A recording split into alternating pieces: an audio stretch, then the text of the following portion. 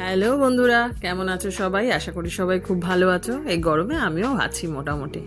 আজকে তোমাদের সামনে আমি এমন একটা রেসিপি নিয়ে এলাম যেটা খাওয়ার জন্য তোমরা মাঝে মাঝেই রেস্টুরেন্টে গিয়ে হামলে পড়ো। চলো তাহলে কথা না বাড়িয়ে রেসিপিটা কি সেটাই একবার দেখে নিই। প্রথমেই একটা মশলা করে নিতে হবে। 1 চামচ পোস্ত, 1 চামচ সাদা সর্ষে, 1 চামচ কালো সর্ষে, কয়েকটা কাজু বাদাম আর 4 থেকে 5টা কাঁচা লঙ্কা। ঝালটা তোমরা তোমাদের স্বাদ অনুযায়ী নিয়ে নিও। আর চাইলে এই মশলাটা তোমরা মিক্সি মেশিনেও করতে পারো। ভালোভাবে মিহি করে বেটে একটা সাইডে রেখে দিলাম। এইবারে নিয়ে নিলাম কয়েকটা লাউ পাতা, যেটা আমি আগে থেকেই একটু গরম জলে ভালো করে ধুয়ে জল ঝরিয়ে রেখে দিয়েছিলাম। ভালো করে কুচি কুচি করে কেটে নিতে হবে।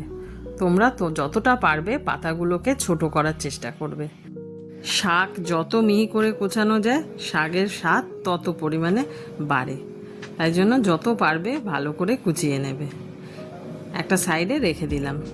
এইবারে একটা টিফিন বক্স নিয়ে নিলাম, তার মধ্যে দিয়ে দিলাম বেশ কয়েকটা চিংড়ি মাছ। চিংড়ি মাছগুলোকে অবশ্যই ভালো করে ধুয়ে নুন হলুদ মাখিয়ে রেখে দেবে। আর চিংড়ি মাছের শিরাটা ফেলতে কিন্তু ভুলো না, নইলে পরের দিনকেই অবস্থা খারাপ করে দেবে।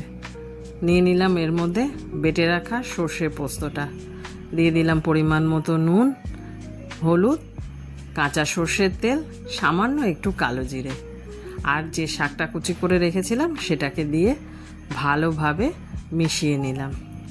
শেষে কিছুটা কাঁচা সর্ষের তেল আর কয়েকটা কাঁচা লঙ্কা দিয়ে টিফিন বক্সের ঢাকনা বন্ধ করে রেখে দিলাম। এইবারে একটা পাত্রের মধ্যে কিছুটা জল দিয়ে গ্যাসের মধ্যে বসিয়ে, এই সময় অবশ্যই গ্যাসের ফ্লেমটাকে কমিয়ে দিতে হবে। গ্যাসের ফ্লেমটাকে কমিয়ে রান্নাটা হতে দিলে রান্নাটা সম্পূর্ণভাবে হবে, মাছগুলোও সুন্দর সেদ্ধ হয়ে যাবে আর খেতেও সুস্বাদু হবে। তাই গ্যাসের ফ্লেমটাকে কমিয়ে রান্নাটা হতে দিলাম। ব্যাস কিছুক্ষণ পরে নামিয়ে নিলেই তৈরি হয়ে গেল আমাদের লাউ পাতা চিংড়ি ভাপা।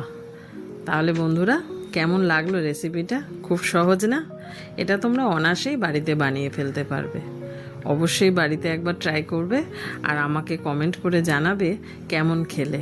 যদি ভালো লাগে একটা লাইক করে দিও আর শেয়ার করে দিয়ে অন্য বন্ধুদেরও দেখার সুযোগ করে দিও। আজ তবে ভিডিওটা এখানেই শেষ করছি। তোমাদের সঙ্গে আমার আবার দেখা হবে অন্য কোনো ভিডিওতে। এখন তবে আসি।